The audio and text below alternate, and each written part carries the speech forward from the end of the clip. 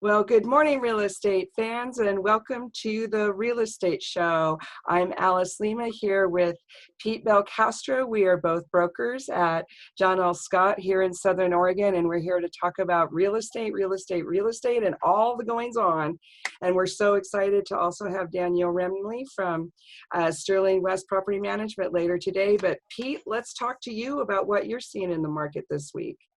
Well, what are we at? What is this, day 50? I don't know, it's 55 or something like that of the shutdown. And, it's amazing to me that real estate has continued to really kind of drive what is left of our economy here.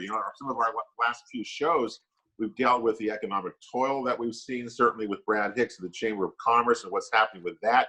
It looks like, Alice, we're going to see around May 15th. So next week at this time, we're going to be able to see, I believe, many businesses be able to start opening back up under restrictions and things like that. But at least that's something coming back, because the toll is really horrible. I mean, for what people are going through, and we don't want to make anything of it. But in real estate side of things, it's just remarkable to me, as you know, how busy it has been. We've got some stats to share with you from last week as we follow each week, and it continues to to sell across the board. I mean, it's amazing. All price ranges. We're not talking just one or the other or one certain thing. It's like everything is actually going off, and a lot of it is going fast, and they're getting multiple offers on some things. So as crazy as this is, real estate somehow just keeps on moving along. Well, and on the national market level, they're anticipating that real estate could be the way out of the quote-unquote recession, whether one's coming, one's here, a little bit of argument there back and forth. But one of the interesting things about the side effects of the shutdown is the effect on tenants, the effects on landlords. Yep. The economic condition going into this was really good, but now what's going to happen next? And again, we're super excited to have Danielle Remley of Sterling West Property Management here to talk about some of the hits that the landlords are taking, how to deal with if you're a tenant, what you can expect just to have to rent a place right now. And also some of our businesses, as they prepare to open up again, they're not really sure if they're going to be allowed to open on the 15th. Well, the other question is, Alice, how many are not even going to reopen? Well, and are their employees? Yeah, there's lots to talk about. It's just, we've never been through anything like this. So everything we do each week seems to write a different story and chapter. That's what makes today's show so interesting with Danielle, because the rental market is such a big part of the real estate market overall. They follow each other. We've known this over the years. They follow each other quite well. So we're going to find out today exactly what's going on in the rental market here in Southern Oregon. We'll look forward to that discussion very much. So stay tuned with us. We've got a quick break coming up. We'll be right back with the Real Estate Show here on KCMX News Talk Radio 880. Well, welcome back, real estate fans. I'm Alice Lema here with my cohort, Pete Belcastro. We're both brokers at John L. Scott, Southern Oregon, here on the Real Estate Show, talking about all things real estate here in Southern Oregon. And we're so excited to have Danielle Remley here today from Sterling West Property Management. Welcome, Danielle. Tell us, what is it like for you with the corona? How are you doing? Well, life is very different these days. We've got, the first thing we did is we shut our doors and we worked inside but didn't let people come in. And then as the schools shut down, and I have employees with kids and people with autoimmune diseases, and everybody has their own thing. So we made the decision to go ahead and go virtual. So, keeping the team together with Zoom meetings and team chats, and we're learning a lot, but we're getting through it. So how does that work if you have properties listed for rent and you're working virtually? Give us a little walkthrough for the listeners. How does that work? Well, what we've been doing is just, people are still calling our main line. As far as they know, we're, at the office. They're still getting their questions answered, and if they want to see a property, we just go, we practice our social distancing. Somebody goes to the door, opens it, and lets the applicants walk through on their own. When they come out, And when they leave, then my crew goes in and writes down the doorknobs and the lights and makes sure everything's locked up and leaves. So it's been pretty Interesting. simple. We have also done a couple virtual tours, which seem to work pretty well too. You know, it's hard to Really? see a place. Yeah, I mean, it's hard to make a decision sight unseen, but sometimes people do it anyway because they're coming from out of town and that's their only option. So we really haven't had any slowdown as far as people getting into new houses. Wow. So, yeah. And what are you finding, Danielle, like in the market? I mean, is the demand there? Last time you've been on, you come with us. You've been on our show many times over the last few years. And what is the overall kind of rental market like with all of this? Is it like real estate, which we're seeing, you know, quite a few sales, a lot of activity, or is that stopped, or kind of where's that right now? I'll tell you, the slowdown has been at least in my company, with new properties coming on board, like new owners coming in.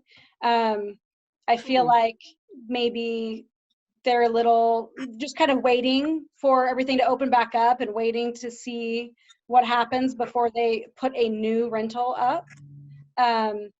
The current inventory is the same. All of my owners seem relatively calm. I haven't had a big panic. That's good. Yeah, so far so good. Yeah, that's good. I do think, though, the vacancy rate had already started to slow down before all of this happened. The last vacancy rate that I saw was 3.69%, which is pretty high for us. That is. Yeah. That was back in February, though, and SOROA is the organization that puts a vacancy rate out, but they haven't put one out since because they're closed. So I'm not really sure where we're at. Sterling West's current vacancy rate is still around 1%. Wow. Yeah. And what are the current rents? Like, what are the dollar amounts that you're seeing that the tenants are paying?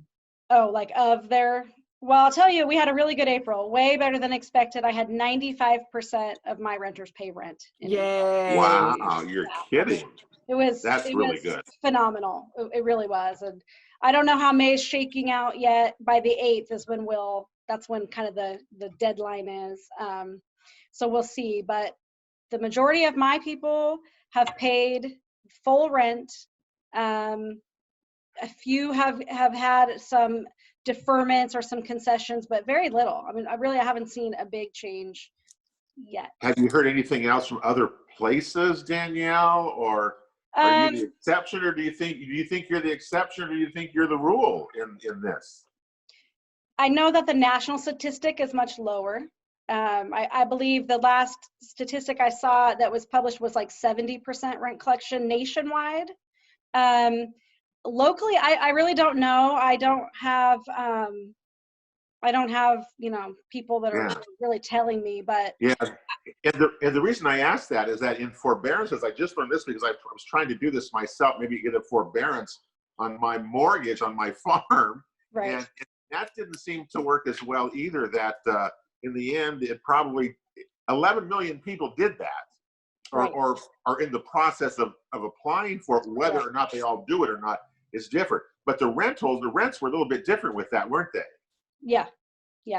Well, I mean, the thing is, like, I mean, it's not great news, but there is no enforcement of non-payment of rent right now in the state of Oregon. So if somebody doesn't pay rent, we don't have any recourse. We can't take them to court. We can't serve them a notice. We can't give them a late fee. We can't do anything. So, but that's during the corona, right? That's not our normal situation. No, that's not, no. Yeah, just so the listeners know, that's because of the corona. But that has been just extended to July 6th. So they have that option now until July 6th. Mm-hmm. I mean, so rent is still due. They still have to pay it. It's still accruing, but there's no enforcement currently, right? So there's nothing really that makes them pay their rent other than just being good, responsible people. Mm-hmm, mm-hmm. I think that where Sterling West has been really fortunate is that the types of homes that we have chosen to manage and represent bring in for the most part, a responsible tenant. right? So I think that is a good reason why we're getting a lot of the rent collection that we're getting. You know, you hate to throw the word slumlord out, but you know, you've got somebody who's managing a property like that or unhappy with the company that they deal with. I don't know, they might be getting a different result. And you're absolutely right. And part of the reason is how are they, when you're paying your rent, if you don't pay your rents, and shoot, I've read stories that the people in Oregon are trying to get the legislature to say people just don't have to pay rent for 3 months, period. You know, it doesn't work that way. And right. So people need to realize that. But you're right, Danielle, you have a different clientele, tenant, and hopefully those people that you're working with didn't lose their jobs. It's the people who are renters who are this huge job loss that are renting. That's going to be the real problem, I would think. And some of them have lost their jobs and they waiting for unemployment to come in. And our answer is absolutely, please pay whatever you can. And we're so sorry for what's going on. And the response back has been, I got paid as soon as they got paid, you know? Sure. So it's just having a good relationship with them. Another thing that Sterling West did is Sterling West donated $2,000 towards our tenants' rents. We did a drawing where 4 people will receive $500 off of their rent. That's donated wonderful. Thank you. you. Very nice. That's cool. What was really cool is that when I told the owners that I work with that we were doing this, they also donated. Yay! So wow. We're currently up to I think 7 people will be receiving $500 off the rent so far. I'm pushing for more. So, but I think it's just the trying to help each other. Mm-hmm. My owners need to get paid, so me putting money in is a way to show them I'm trying to get them paid. It's also a way to show the tenants like, hey, we understand that you're going through a situation and we want to help. How, you know what I mean? The one piece that everybody forgets about is that if rent isn't getting paid, then the property management company isn't getting paid, right? Because our compensation is a percentage of the monthly rent. So it's this, you know, trickle down effect that our government is not. Yeah, they're not working that in. These are businesses and they're all interdependent. Yeah, right. It's a big deal.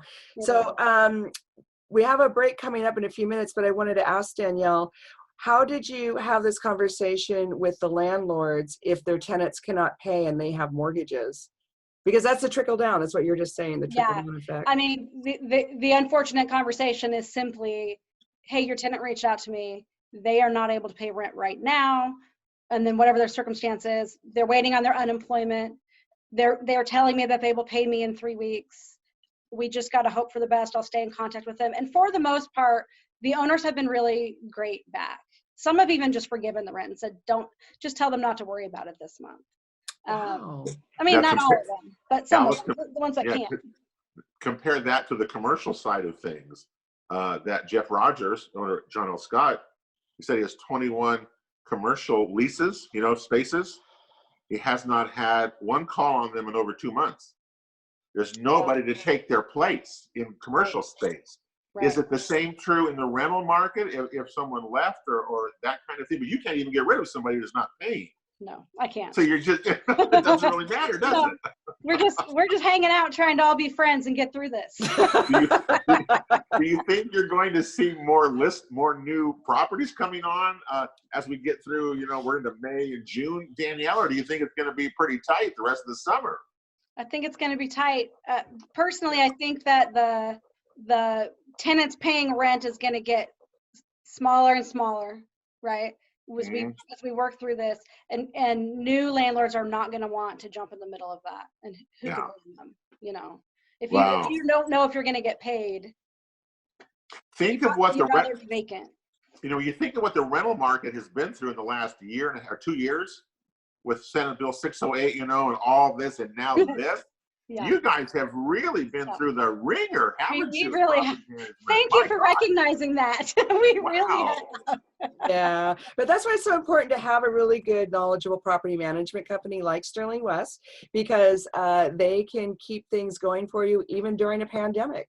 Right? Thank you.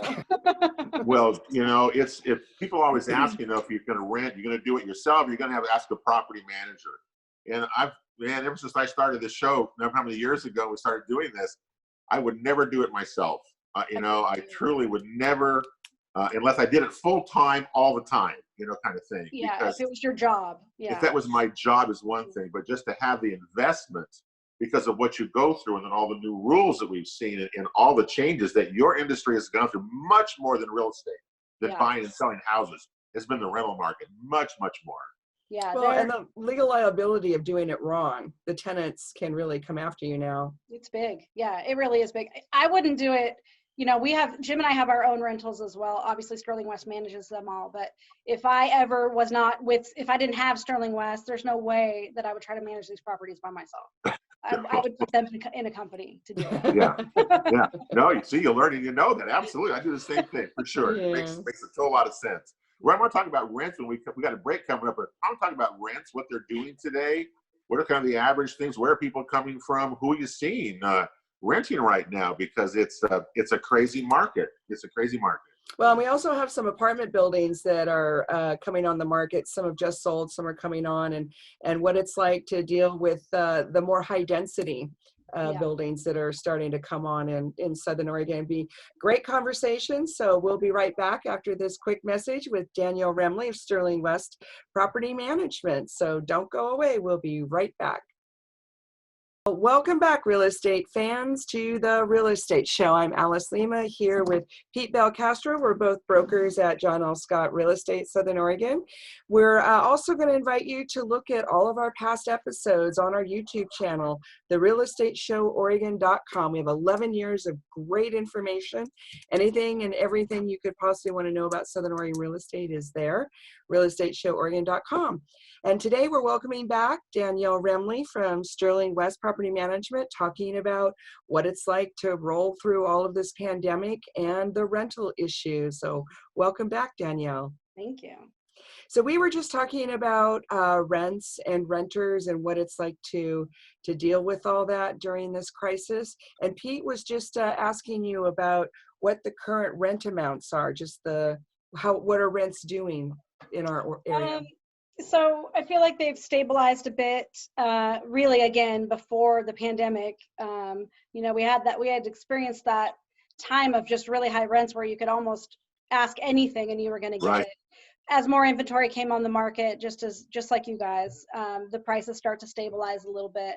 So, you know, the average 3-bedroom, 2-bath residential house is probably in the $1,500 range. Which has actually come down a bit because I was seeing those numbers go as high as 1,800. Yeah, 1,500 actually. Yeah. Yeah, you were here before. I thought you said like 1,700 was kind of that dividing range. That above that was like the $500,000 range in real estate. You know, above that is one market, below that is a whole nother market. Yeah, we're even finding that the more luxury ones that we're getting in the 2,000s and higher, they're having a harder time. It's just that there's more options, and most renters, even if they want, they can find a nice house for a less price, so they'll take it. You know. Yeah. So I see a lot of people come from out of town still. Recently, a lot of nurses and stuff coming for the hospitals to staff during the pandemic, but no, I don't see a lot of movement within my own homes, I guess I would say. You know, typically there's a turnover of 10 or 15 people that are giving their 30-day notice and looking for different houses, kind of rotating all the time. And I haven't seen that.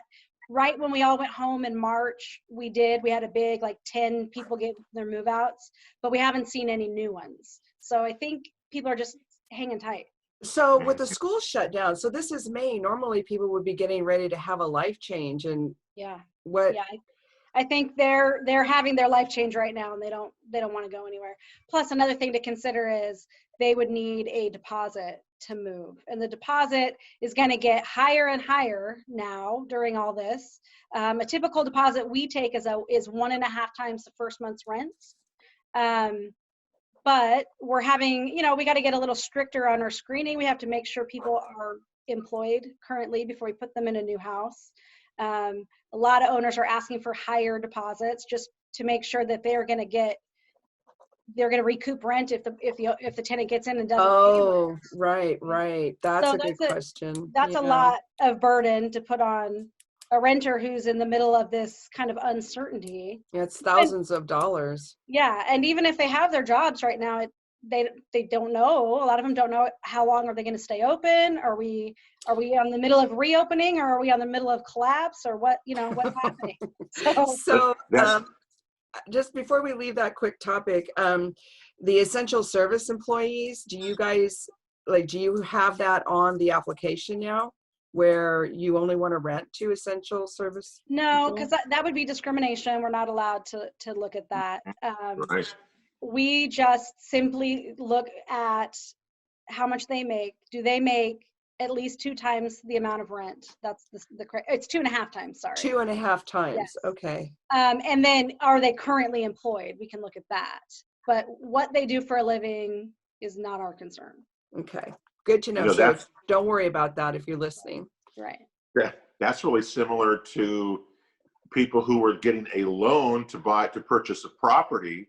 If they're in the hopper and all of a sudden they lost their job, that loan went away. Exactly. Yeah. So just like what you're saying, in the rental market, when you come in, you have to be employed again. So that's for both areas there. There's a lot of people that just all of a sudden dropped off. Right. Because all of a sudden they didn't have a job. They had lost their job. So that was heartbreaking, I know, for people to go through. It is. It's really heartbreaking because it's like, we know they need a place to live, everyone needs a place to live, and you may have enough money in your bank account to secure the place, you know what I mean? But at the same time, our job, Sterling West's job, is really to protect the owners of the property. And I can't place somebody that I can't feel comfortable that my owner's investment is going to be protected and that they're going to make their money, especially during this time, because once somebody's in, July 6th is this moratorium, but once they open that up, our courts are going to be so backed up in Jackson County. We're talking September, October before we're going to be able to enforce anything. So it's it's serious. I mean, you have to really. That's the one thing that's changed for us, is a not that we weren't always diligent, but a real extra commitment to our screening when we're placing new tenants. So sorry, go ahead. No, I was going to say, that seems to be the key from what I've learned from you, is screening of the tenants. Even if you do it on your own, and my goodness, a lot of people do that. Yes, it's the screening of the tenant really is the biggest thing that you have to go through, right? Yes, 100%. Yeah. It starts at the very beginning. If you started off wrong, it almost always goes wrong. You've got to go do it the right way from the very beginning, and then you can have a successful tenancy usually. Because the one thing I've learned from you, Danielle, over the years is that the tenants know the rules coming in to meet with you, right? I mean, they know what's going on. Oh, yeah. And if you're unfamiliar with that, trying to do this yourself, and you don't know, that's where you get in trouble, right? Because they do, you don't. They're gonna bamboozle you for sure. Yes. They know what they're doing. Of the 5% of the renters that didn't pay rent for me, some of them sent me a copy of Governor Brown's order instead of a check. Wow. So I mean, they know what they're doing. So I thought that if you were going to have that reprieve on your rent, you had to have some kind of documentation about your job or your money situation. Is that true or not true? Unfortunately, not in our state. That is not put out there in our state. It is in the Portland area. I believe she enacted a 6-month deferment, payment plan. And for that, they had to show their hardship. Their hardship, right, yeah. But that's only in the Portland proper or whatever. The rest of the state it's written simply that we are not allowed to serve a notice or act on a notice for non-payment of rent, or, here's the big one, or a 30-day no cause during this time.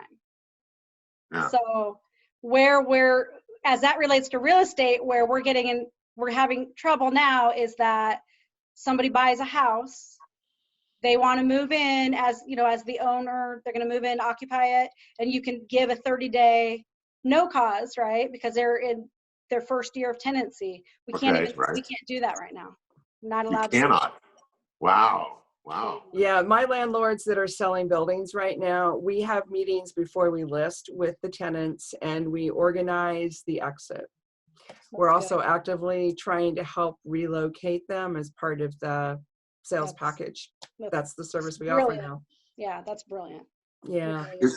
Is there a particular area of Jackson County that can draw higher rents or more popular, or that you have more, or where you need more kinds of rental properties around? Because we have a lot of absentee owners around, as you know, and maybe we're going to see more of that. So where's the areas, Danielle, that the rental is more popular around Jackson County? The areas, I guess, would be. So Central Point's always a very popular area. Okay. People like, before they shut down, people really like the schools in Central Point. So there's a lot of people that will seek that out. Jacksonville always brings in higher rents. Ashland always brings in higher rents. East Medford, depending on the area of East Medford. But I haven't, I don't know that I can't really say that it brings in more money. It's just more popular. It's like the house is, when I put a rent price on a house, it's based on the area as far as like, are we in a nice area of town? Are we in a not nice area of town? But it's more about curb appeal and bedrooms and size and yard. And then there's these variables that people don't think about, which are, is the owner allowing pets? Is there yard care? Those are all the things that help get a house rented. A house that doesn't allow pets, it's going to sit. 80% of renters in Southern Oregon have pets. So, 80%. Wow, really? that's high. So has there been any thought of, instead of pet deposits, of pet subscriptions, where instead of coming up with that money up front, they're paying as they go during their tenancy? I've had a few people talk about pet rent. So instead of a deposit, you up the rent like $25 a month. I haven't gotten real involved in it because there's so many gray areas that will bring. Like, I come in and I have my 5-pound poodle, right? And I pay pet rent based on that poodle. That's, maybe it's $15 a month. And then the poodle dies or gets replaced with a Doberman Pinscher or something. We have a hard time. We can't up the rent because you can't just raise somebody's rents without all the rules. So it just gets sticky. That would be really hard to do. It's like, my job's hard enough. If I don't have to go there, I'm not going to. Well, it's like the vacation rental. If you have a vacation rental and you allow pets, just like you're talking about, you're going to rent that thing 10 times more and faster and for a higher price than if you don't. Yeah. Same thing. Yep. We love our pets. People are willing to pay for their pets. Yep. They just are. What kind of pet deposits are we looking at average? $300 to $500 per pet. Okay, and that's a one-time fee up front. Mm-hmm. So that's quite a bit of money out of their pocket in the beginning if they've got, the 2.5 times, not 2.5 times, the 1.5 times. 1.5, right. For moving in plus, is that 1.5 times first month rent? Is that their security deposit and their rent? So if somebody's renting a house for $1,000, right, they're going to pay the $1,000 at move-in, and that is for rent. And then they're going to pay $1,500 for a security deposit, and then they're going to pay $300 to $500 for the pet deposit. Right. So and so right now nobody's going to move. Right. Yeah. That's it.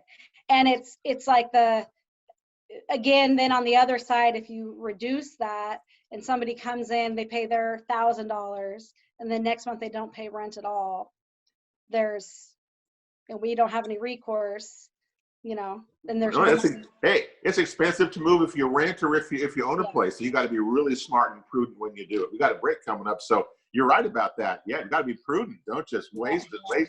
You got to have money to do this. You can't it just doesn't work any other way. So we'll be right back. Pete Belcastro, Danielle Remley. We're here at the Real Estate Show, Southern Oregon.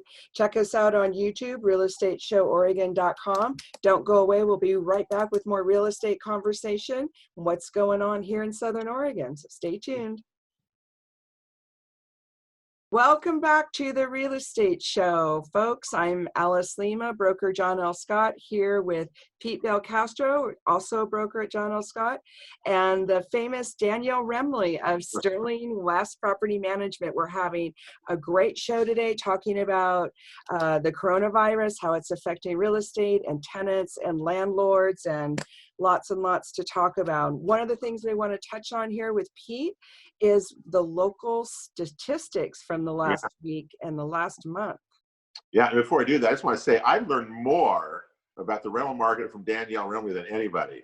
I mean, you make it so easy to understand what's going on for a tenant or a landlord. And I really appreciate that because it's such a complicated thing now. And so I appreciate that very much, Danielle. So anyway, so we still follow, the real estate market follows the rental market. Okay, last week, in this crazy environment that we had, Jackson County still had 72 pending sales last week. Compare that to a couple of weeks ago, it was 62. So we're up in pending sales. Jackson County had 60 closed sales last week, which is again, 2 weeks ago, there were 62. So that has stayed steady.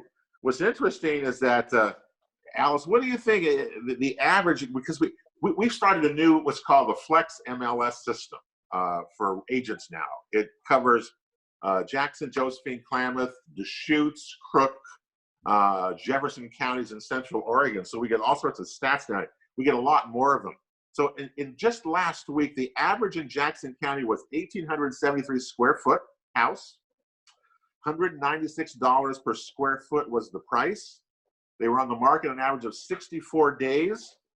And of the 60 properties that sold, 51 of them were under 500,000. Remember that dividing line we have there? Yeah, 51 of the 60 were under $500,000, but they sold quite well, and sellers still got about 98.79% of their asking for the final list price. So the market continues to go. In Josephine and Klamath County, very similar activity going on, no question, across the board. We've seen $1 million places this last week go pending and sell. So, what's interesting, a lot of people have said to me that maybe local buyers should go right now, because as soon as we get restrictions, all these out-of-state buyers, and I've got plenty that I'm just talking to, I'm just one agent. I know, Alice, you're the same way. We have a lot of out-of-state people who can't wait to get in here and get going.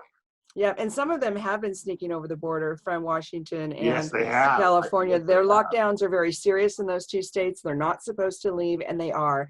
And they're buying property and going home and getting their stuff, and I'm not making this up. And again, Pete and I, we're just two agents, and so when we talk to other agents, it's happening very quietly.